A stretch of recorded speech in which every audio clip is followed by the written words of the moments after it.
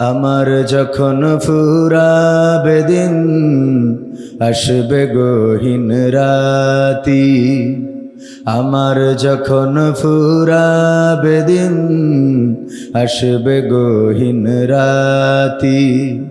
থেকো আল্লাহ জীবনে, থেকো আল্লাহ জীবনে, হয়ে চির সাথী। আসবে গহীন রাতি। আমার যখন ফুরাবে দিন, আসবে গহীন রাতি। আর একটু জোরে বলা যাবে না? যখন দিন ফুরিয়ে যায়, তখনই আমাদের চোখে রাত নেমে আসে।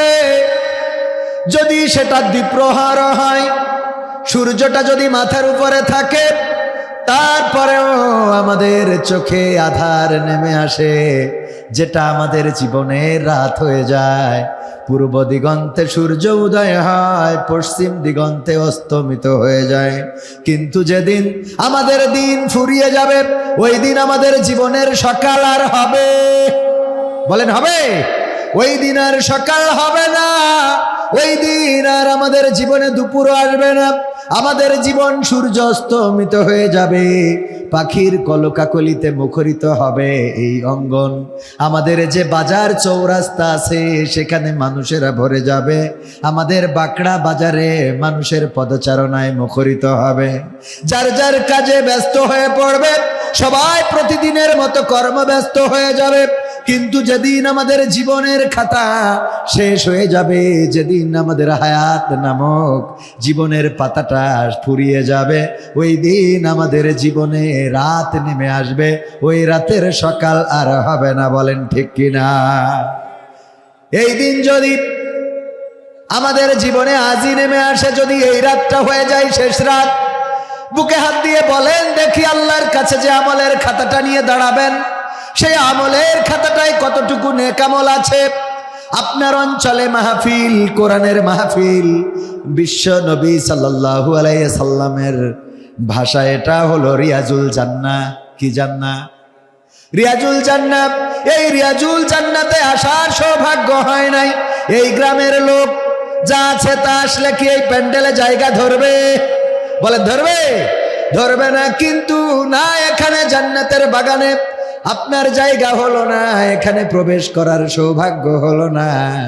আবার আপনি মারা যাওয়ার পরে জান্নাতুল ফেরদাউসের আশা করেন। জমিনের উপরে যে জান্নাত, সেটাই যদি ঢুকার সৌভাগ্য না হয়, তাইলে মাথায় রাখবেন ওই জান্নাতে ঢুকাটাও আপনার জন্য বড্ড কষ্টের হবে না? হবে না? কথা কয় না। দুনিয়ার জান্নাতটা প্রাইমারি স্কুলে যাওয়ার সুযোগ হয় নাই, হাই স্কুলে ভর্তি হইতে গেছেন, শিক্ষক কি নেবে? প্রাইমারিতে পড়েন নাই, আপনি ইবতেদাইতে পড়েন নাই, দাখিল পরীক্ষা দিতে বলেন, পরীক্ষা দিতে দেয়া হবে নাকি? আপনি আপনার নিচের দিকের জামাত শেষ করেন নাই, দাওরায়ে হাদিস দিতে গেছেন, হবে নাকি? কথা কয় না। দিবে? দিতে দিবে? দিবে না তো। ও আমার ভাইয়েরা, দুনিয়ার জান্নাতটাই ঢুকতে পারলেন না, কেমন করে পরকালের জান্নাতে ঢুকবেন? কেমনে আশা করেন? কেমনে ঢুকবেন? আজকে যখন নারায়ে তাকবীর, লিল্লাহি তাকবীর, জনাব মাওলানা আরশাদুল আলম সাহেবের আগমন, মাহফিলের পক্ষ থেকে নারায়ে তাকবীর। চিকরগাছা চৌগাছার গণমানুষের নেতা, আমাদের প্রাণপ্রিয় রাহবার উস্তাদ মুহতারাম মাওলানা আরশাদুল আলম সাহেব, যিনি অসংখ্য ছাত্রের উস্তাদ। আমি আবিদ ভাইয়ের সাথে যে মিট করলাম, সে মিটের সাথে হয় নাই। আমি বললাম, আপনি যেহেতু ইয়াং মানুষ, আমি আলোচনা করার সময় আপনি পাশে থাকবেন, আর মুহতারাম আমিরুল ইসলাম বেলালি হাফিজাহুল্লাহ, উনি আলোচনা করার সময় আমাদের উস্তাদজি থাকবেন। তাইলে যে ঠিক আছে, তা আমার উস্তাদ এসে বসে থাকলে তো কথা বলাই কষ্ট হয়ে যাবে।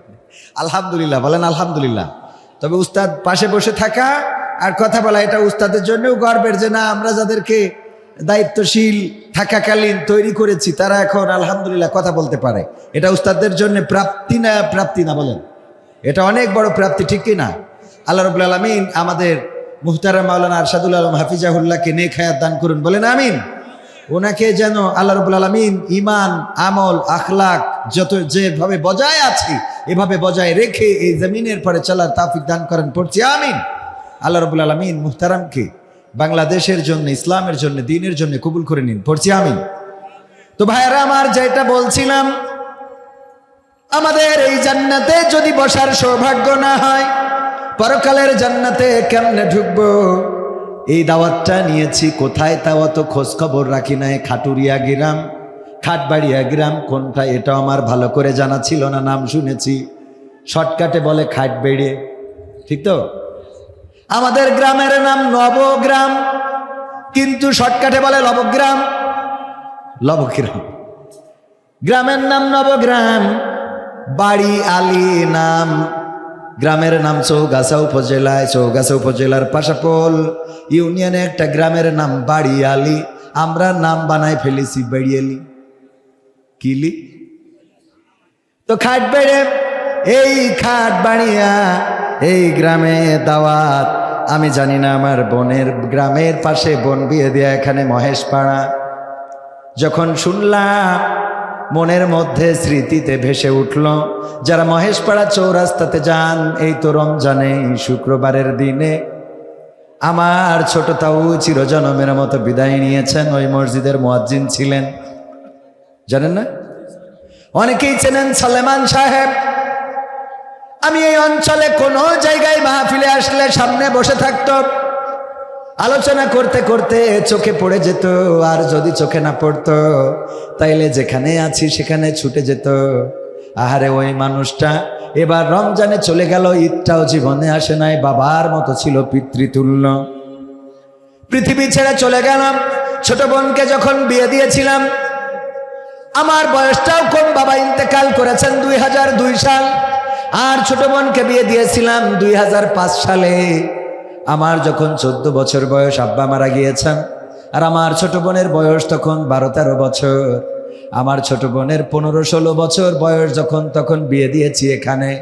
আমার ওই তাউই বলেছিলেন, যেহেতু তোমার বাবা নাই, আমাকে বাবা ডেকেছো, তোমার বাবার কষ্টটা থাকবে না, তোমার বাবার কষ্ট আর কোনোদিন পাবা না, আমি তোমার বাবার দায়িত্ব পালন করব।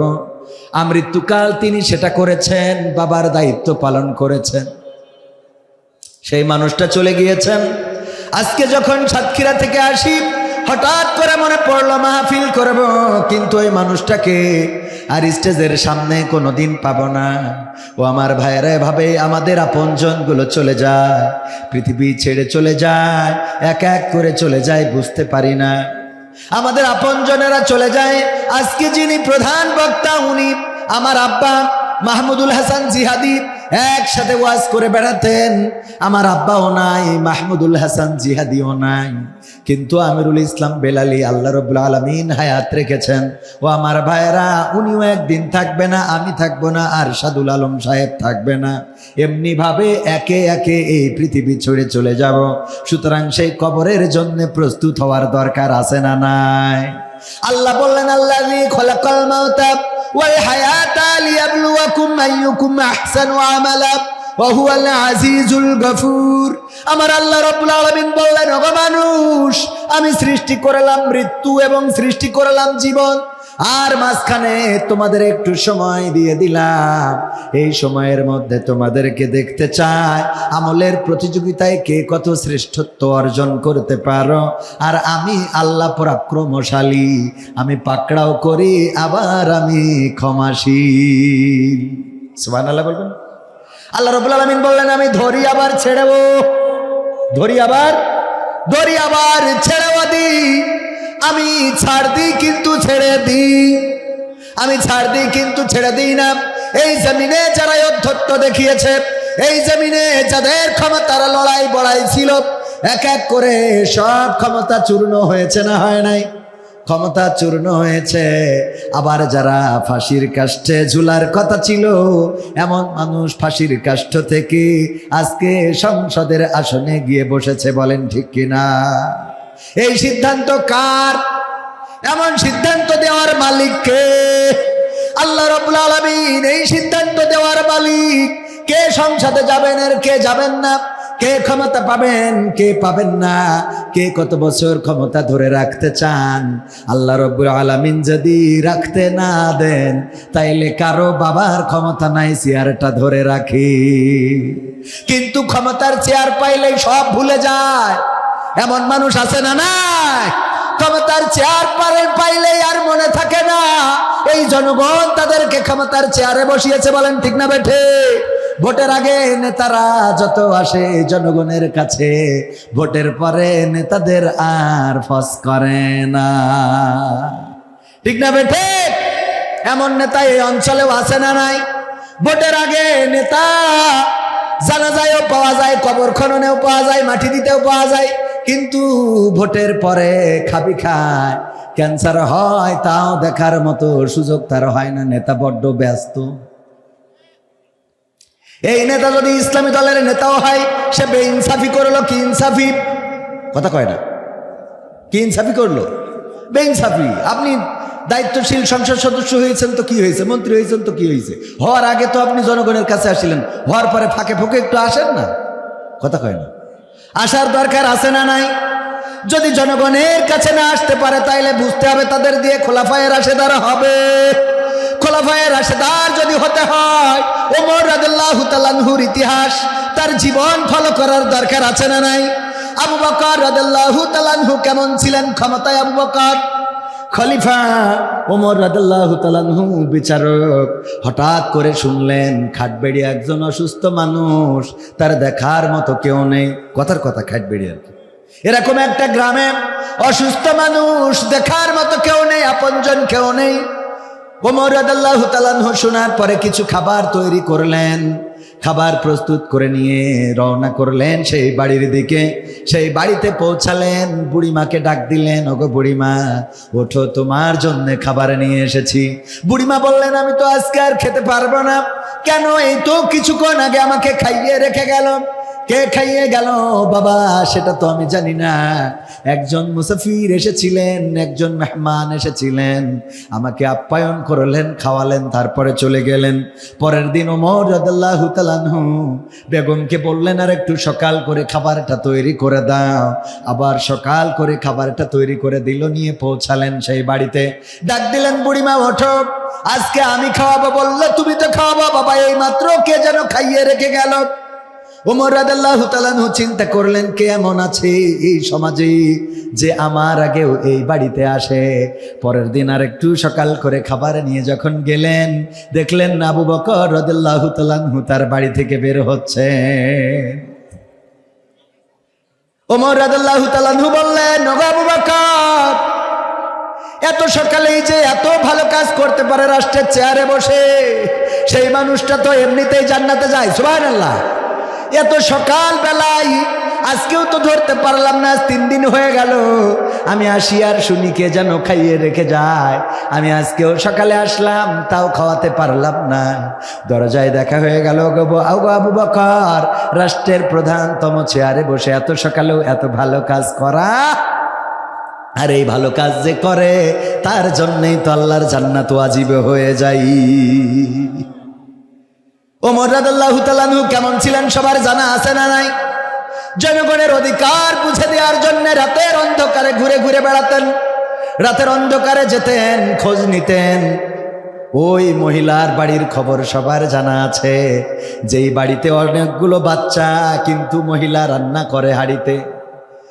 অনেকগুলো বাচ্চা বাড়িতে রান্না করে হাঁড়িতে, কিন্তু রান্না শেষ হয় না। ওমর রাদিয়াল্লাহু তাআলা আনহু দেখতে লাগলেন যে বুড়িটা কি করেন। রান্না যখন চুলায়, বাচ্চারা কান্না করছে, মা আর কত সময় লাগবে, আর কত পরে খাবার দিতে পারবা গো মা। রান্না করতে করতে একে একে বাচ্চারা সবাই ঘুমিয়ে গেল, কিন্তু রান্না শেষ হলো না। এবার চুলাটাও নিভিয়ে দিল। ওমর রাদিয়াল্লাহু তাআলা আনহু বাড়িতে ঢুকলেন, সালাম বললেন, তারপরে বললেন, ওগো মহিলা, ওগো বুড়িমা, কি এমন রান্না করছিলে যে এখনো রান্না শেষ হলো না? আবার তোমার বাচ্চারা ঘুমিয়ে গেল, তাদের খাওয়াতেও পারলে না। মহিলা বলল, দেখো আমার হাঁড়িতে ছোট ছোট কিছু পাথর, এই পাথরগুলো আমি এই মরুর প্রান্তর থেকে কুড়িয়ে এনেছি, এই পাথর রান্না করি। বলো দেখি মুসাফির, এই পাথর রান্না হয় নাকি? সেদ্ধ হবে নাকি কখনো? ওমর রাদিয়াল্লাহু তাআলা আনহু বললেন, এটা তো কখনো সেদ্ধ হতে পারে না, এটা সিদ্ধ হবে না। কেন রান্না করছিলে? সন্তানরা খাবার খেতে পারলো না, ঘুমিয়ে গেল একে একে। ওই মহিলা জবাব দিয়ে বললেন, ওগো মুসাফির, আমার বাড়িতে রান্না করার মতো কোনো সামগ্রী নাই, আমার বাড়িতে রান্না করার মতো কোনো খাদ্য নাই, আমার বাচ্চারা ক্ষুধার যন্ত্রণায় কাতর, তাদেরকে সান্ত্বনা দেওয়ার জন্য আমি পাথর জ্বালাচ্ছিলাম, ওরা যেন সান্ত্বনা পায়। এই সান্ত্বনা পেতে পেতে এক পর্যায়ে ঘুমিয়ে যাবে, তারপরে আমি চুলা নিভিয়ে দেব, এটা আমার চিন্তা ছিল। যখন ঘুমিয়ে গিয়েছে চুলাটা নিভিয়ে দিয়েছি। ওমর রাদিয়াল্লাহু তাআলা আনহু বললেন, বুড়িমা আমি একটু যাব আর আসবো। বাড়ি চলে গেল দরবারে, মসজিদে নববীতে তাড়াতাড়ি করে আটার বস্তা মাথায় নিয়ে ছুটে আসছেন। কর্মকর্তা কর্মচারী যারা ছিল ডাক দিয়ে বলল, ওগো ওমর, নিজের মাথায় আটার বস্তা, এটা কি আমাদের মাথায় দেয়া যায় না? ওমর রাদিয়াল্লাহু তাআলা আনহু বললেন, দিতে পারতাম যদি তোমরা কথা দিতে পারতে, পরকালের ময়দানে আল্লাহ যেদিন গুনাহের খাতাটা আমার কাঁধে দিয়ে দেবে, ওই খাতাটা যদি তোমরা কাঁধে নিতে পারতে, তাইলে আমি আটার বস্তাটা তোমাদের মাথায় দিয়ে দিতাম। আল্লাহু আকবার বলবেন। কেমন নেতা ছিলেন! আটার বস্তাটা মাথায় করে নিয়ে আসলেন, বুড়িমাকে ডাকলেন, আটা প্রস্তুত করলেন, রুটি বানাতে সহযোগিতা করলেন, তারপরে চুলাতে ছাকলেন, নিজে বাচ্চাদেরকে ডেকে উঠালেন, তারপরে নিজ হাতে করে ওই বাচ্চাদের মুখে রুটির টুকরাগুলো তুলে দিলেন। বাচ্চারা সবাই তৃপ্তি সহকারে খাইলো। বুড়িমাকে খাওয়ালেন, বললেন আপনিও আহার করে নেন। যখন সবাই তৃপ্তি সহকারে খাওয়া হয়ে গেল, চলে আসছেন, ওই বুড়িমা, ওই মহিলা লোকটি বলল, আমি একটু তোমার জন্য দোয়া করতে চাই ওগো মুসাফির। দুটি হাত তুলে দোয়া করলেন, ওগো রব, তুমি যদি এই মদিনার রাষ্ট্রে ওমরের মতো একজন খলিফা না দিয়ে এই মুসাফিরের মতো একজন খলিফা করে দিতে, তাইলে এই আরবে মানুষ আর অনাহারে থাকতো না। ওমর রাদিয়াল্লাহু তাআলা আনহু বললেন, কালকে মসজিদে নববীতে আসবেন, সেখানে আমি থাকবো, দেখা হবে, যদি সম্ভব হয় কিছু সহযোগিতা করতে পারবো।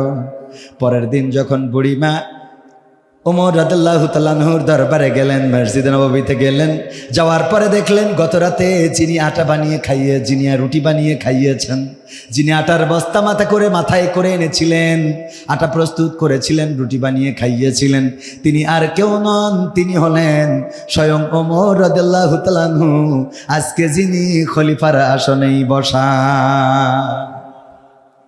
এমন নেতার দরকার আছে না নাই?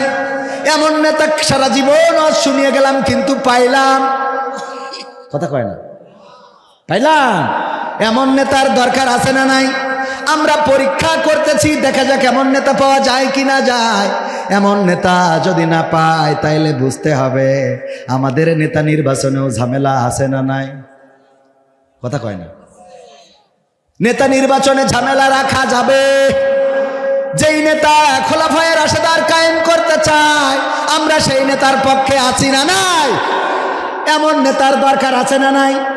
রাসূলের সুন্নাহ মেনে চলবে, আল্লাহ রাব্বুল আলামিনের দেওয়া হুকুম আহকাম মেনে চলবে, সংসদে কোরআনের আইনের পক্ষে কথা বলবে, সংসদে আল্লাহর দ্বীন কায়েমের জন্য যিনি কথা বলবেন, এই দ্বীন কায়েম করার জন্য তাগিদ করেছেন কে?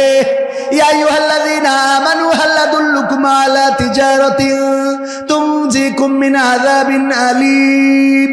আমার আল্লাহ বললেন, ওগো ঈমানদারেরা, আমি কি তোমাদের এমন একটা ব্যবসার কথা বলে দেব, যেই ব্যবসা করলে তোমরা কঠিন জাহান্নামের ভয়াবহ আযাব থেকে বেঁচে যাবে। তুমিনুনা বিল্লাহ ওয়া রাসূলিহি ওয়া তুজাহিদুনা ফি সাবিলিল্লাহি বিআমওয়ালিকুম ওয়া আনফুসিকুম যালিকুম খায়রুল লাকুম ইন কুনতুম তা'লামুন। আমার আল্লাহ বললেন, আর সেই ব্যবসাটা হলো, ওগো মানুষ শুনে নাও, আমি আল্লাহর প্রতি ঈমান আনতে হবে এবং আমার রাসূলের প্রতিও, আর তোমাদের সংগ্রাম করতে হবে আমার জমিনে আমার দিন কায়েমের জন্য দুইটা জিনিস দিয়ে, বিআমওয়ালিকুম, মাল দিয়ে, ওয়া আনফুসিকুম, এবং জান দিয়ে, তবেই তোমরা সফলকাম হবে, যদি তোমরা এটা জানো অথবা করো। এটা করার দরকার আছে না নাই? আল্লাহর নবী সাল্লাল্লাহু আলাইহি সাল্লাম এটা করতে চেয়েছেন বলেই মক্কা থেকে বিতাড়িত হয়েছেন। মক্কায় জায়গা দেয় নাই, মক্কাবাসী মক্কায় টিকতে দেয় নাই। আমার নবী দিনের আলোতে দাওয়াত দিতে বের হতে পারতেন। দিনের বেলায় যদি বিশ্ব নবী সাল্লাল্লাহু আলাইহি সাল্লাম দাওয়াতে বের হতেন, পাথর নিক্ষেপ করত, গায়ে থুতু নিক্ষেপ করত। এই জন্য রাতের অন্ধকারে বের হতেন। ওগো আমার যুবকেরা, তরুণেরা, কিশোরেরা, আজকের যৌবন আছে, কালকে থাকবে। আমার মমতাজ আপা বলেছে কোরআনের কথা শোনো আর না শোনো, আমার মমতাজ আপার কথা তো অন্তত শোনা যায়। যৌবন হইল গোল্ডিপ সিগারেট, ঠিক না বেঠে? যৌবন হইল কি সিগারেট? গোল্ডিপ সিগারেট। এক মাথা ধরা আর এক মাথায় টান দিবা, শেষ। এই যৌবন শেষ হয়ে যাবে। আমি এই জন্য সূরা তাহরিমের 6 নম্বর আয়াতের একটু অংশ নিয়েছি আমার যুবকদের জন্য। কারণটা কি? কারণ হলো এবার ঈদে যা দেখলাম, আহারে আমার যুবকেরা এবার ঈদে যা করলো, আমার মন বলে 5 বছর 10 বছর পরে আমাদের না জানি এই ঈদের আনন্দ থেকে পানাহ চাওয়া লাগে। কথা কয় না? তারাবিতে নাই, সাহারিতে নাই, ইফতারে তাও একটু অল্প স্বল্প আছে, কিন্তু ঠিক মতো নাই, ঠিক না বেঠে? তারাবিতে নাই, সাহারিতে নাই, ইফতারিতে নাই, লাইলাতুল কিয়ামে নাই, লাইলাতুল কদরে নাই। আবার ঈদের দিন সামনের কাতারে, আর অমনি ইমামের বলছে তাড়াতাড়ি বৃষ্টি আসবে, মোনাজাত করি দেন, কারণ ও R15 নিয়ে গিয়ার দিয়ে বেড়াবে। বলেন ঠিক কিনা? তারাবিতে নাই, সাহারিতে নাই, ইফতারিতে নাই, লাইলাতুল কিয়ামে নাই, লাইলাতুল কদরে নাই, কিন্তু ঈদের দিন ওর আনন্দ সবচেয়ে বেশি। ও ঈদের আনন্দ আল্লাহর নবী করতে বলেছে। এই জন্য ওই যে বিশ্ব নবী যখন মদিনায় গেলেন, দেখলেন ইহুদি, খ্রিস্টান, নাসারারা তারাও 2টা দিন আনন্দ করে। বিশ্ব নবী সাল্লাল্লাহু আলাইহি সাল্লাম বললেন, ও গো আমার সাহাবীরা শুনে নাও, আল্লাহ রাব্বুল আলামিন তোমাদেরও 2 দিন আনন্দ করার জন্য দিয়েছেন। একটা হইল ঈদুল ফিতরের দিন, আর একটা হইল ঈদুল আজহার জানাজার দিন। হ্যাঁ, ঈদুল আজহার জানাজার নামাজ পড়াবে এরকম কইতো না আগে? মনে আছে আপনাদের? ঈদুল আজহার জানাজার নামাজ হবে। তাইলে 2টা ঈদ কয়টা? একটা ঈদুল ফিতর আর একটা ঈদুল আজহা। এই ঈদুল আজহার ঈদুল ফিতর 2 দিন আনন্দ করতে দিয়েছে। এই জন্য এমন আনন্দ না যে তুমি তোমার ডার্লিং এর নিয়ে গিয়ার দিয়ে বেড়াবা। গোয়াতখালীতে জায়গা নাই, বলেন ঠিক না বেটে? ও বাবা, গোয়াতখালীতে যারা গেল ওরা কারা? আমার যুবকদের যে বলবো এর মধ্যে মা বোনেদেরও দোষ আছে না নাই? কথা কয় না? আছে না নাই? আমার আল্লাহ বললেন, ওয়াকরনা ফি বুয়ুতিকুন্না ওয়ালা তাবাররাজনা তাবাররুজাল জাহিলিয়াতিল উলা। ওগো নারীরা, তোমরা পর্দার মধ্যে থাকো, জাহেলি যুগের মেয়েদের মতো সাজুগুজু করে নিজেদেরকে দেখিয়ে বেড়ায়ো। কথাটা কার? কি বললো? বলল তোমরা পর্দার মধ্যে থাকো, জাহেলি যুগের মেয়েদের মতো সাজুগুজু করে নিজেদেরকে প্রদর্শন করে বেড়ায়ও না। এই কথা বলল ভাইয়েরা আমার আর আমার মা বোনেরা। আমি উদাহরণ দিতে যেয়ে বলি, আমার আবিদ ভাই যুব বিভাগের নেতা, উনি আমার বলতেছে, কবির বিন সামাদ, আমরা একদিন পিকনিক করতে যাব গদখালিতে। ওই দিন 10 জনের জন্য আমরা রান্না বান্না করব, আপনিও আসবেন। এখন আবিদ ভাই দাওয়াত দিয়েছে কয়জনের? কিন্তু উনি জানেন হুজুর মানুষ সাথে 2-1 জন আনতেও পারে। যেমন আজকে আমি মাহফিলে এসেছি, 1 জন না দাওয়াত দিয়েছে কয়জনের? 1 জনের। আমি আজকে মাহফিলে এসেছি, আমি, আমার বড় ছেলে, আমার ছোট ছেলে এবং আমার একমাত্র বউ, তাও নিয়ে আইছি। তার মানে কয়জন আইছি? 4 জন। আবিদ ভাই জানে হুজুর মানুষ হয়তো 4 জন ঘাড়ে করে আসতে পারে, এই জন্য রান্না বান্না 10 জনের, আবার বিরিয়ানি ভাতের ব্যবস্থা করেছে আরো 10 জনের। পয়লা আমার এসে জিজ্ঞেস করছে, ভাইয়ের নিয়ত হলো যারা ভাত খাবে তাদের বিরিয়ানি দেবে না, আর যারা বিরিয়ানি খাবে তাদের ভাত দেবে না। লোক যেহেতু 10 জনের জায়গায় 20 জন হয়ে গেছে, ভাই বলতেছে, কবির বিন সামাদ ভাই, আপনি ভাত খাবেন না বিরিয়ানি খাবেন? আমি বললাম বিরিয়ানি খেয়ে তারপর ভাত খাবো। বিরিয়ানি খেয়ে তারপর?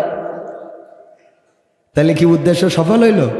আল্লাহ বললেন, ওয়াকরনা ফি বুয়ুতিকুন্না ওয়ালা তাবাররাজনা তাবাররুজাল জাহিলিয়াতিল উলা। ওগো নারীরা, পর্দার মধ্যে থাকো, জাহিলি যুগের মেয়েদের মতো সাজুগুজু করে নিজেদেরকে দেখায় বেড়াবা না। আর আমার মা বোনেরা এত সালাক, এত সালাক, এত সালাক, ওরা বলতেছে আল্লাহ তোমার কথাও থাক শয়তানের কথাও থাক, 1 মাস ধরে পর্দা করব আর ঈদের দিন আমরা লিপস্টিক আইলা শাইলা পাইলা মেখে গদখালিতে ঘোরাঘুরি করে বেড়াবো। ঠিক না বেটি? বলছে সুবহানাল্লাহ। শয়তান